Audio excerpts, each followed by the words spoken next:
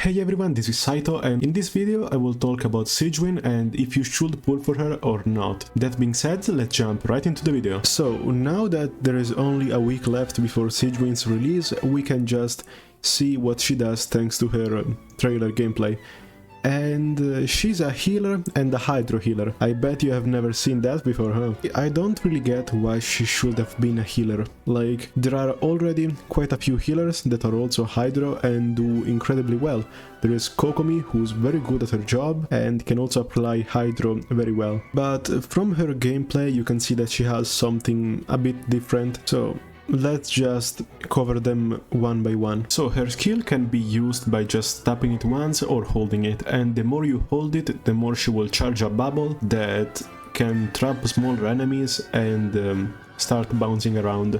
Every time it bounces, it will deal a bit of damage and also heal all of your party members except SIGEWINNE herself. Honestly, I think this is the best healer skill there is for now. Like, Kokomi can apply healing very fast, but only to the active character, while she does the exact opposite. So if your team is suffering a huge amount of HP, she can really help you out. Also, something that must be noticed is that when she does the skill, thanks to her passive talent, she will drop 2 orbs that are the ones Nuvolet uses, and this tells you way too much. While her burst is very cool, it's like Nuvolet's charge attack, which explains why he's so fucking broken, and it's a bit similar to Kokomi, where she just turns into a DPS for a few seconds, but it's way faster and probably way more effective than Kokomi. Anyway, let's talk about the pros and cons. The pros are very simple. She is the best healer in the game. She will be the best healer in the game as usual, because healers are very power crept in this game, just like many others. Just think of Star Rail, and they just need to sell it. So she will be a massively strong healer.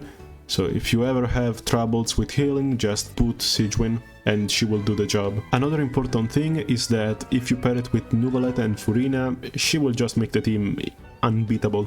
Unironically unbeatable, because she is made for them. Like, you can see it immediately. She drops the little orbs Nuvolet makes, and her passive increases hydro damage off-field. Rina is the only character who can achieve that, apart from like Kokomi. It's simply made to be a perfect addition to an already broken team. But now we need to talk about the cons, because to me there are quite a few cons. The first one is that she's a bow user, and there are not many HP bows. There is only the signature weapon, and to me you should not pull for a character if they also need the signature. They're just made to be money grabs, and I don't like that. Otherwise, you do have a 3-star option, which is a very bad bow with a useless ability, and yeah, you should really avoid that. And also it's clear that she's just made to buff Nuvolet and Furina, which is something I really don't like, that there are some characters just made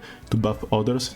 Unless it's like a 4-star, just think of Mika. The fact is that you don't even need it. Like, Nuvolet and Furina are already busted, so just adding one more healer is potentially useless, considering how they're already so strong. Another thing that I really don't like is that her hydro application is almost useless.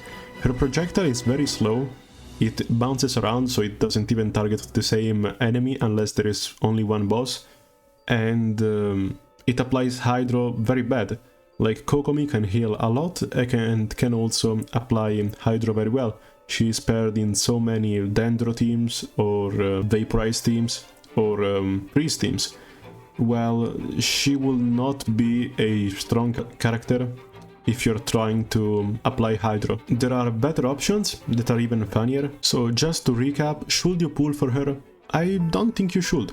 I really don't think you should, because that may be weaker in terms of healing, but can also support way better. Just use Kokomi, man. And some people may be like, yeah, but I'm just new to the game, so I need some strong healing. If you're new to the game, you should not pull for Fontaine characters, because you'd have to complete Mondstadt, Liyue, Inazuma, fucking Enkanomiya, The Chasm, Sumeru, and then Fontaine. Like, you don't do that, man. Just pull for Kokomi, But really, in this game, some good healers can be Bennett, which also buffs a lot, or like Zhongli, because he makes a huge shield and also debuffs the opponents. You don't really need this broken healing when you can do well just without it. And I don't like the fact that you need to buy 3 5-stars just to make a broken team already even stronger, because we already know that Nuvolette is broken even without anyone else.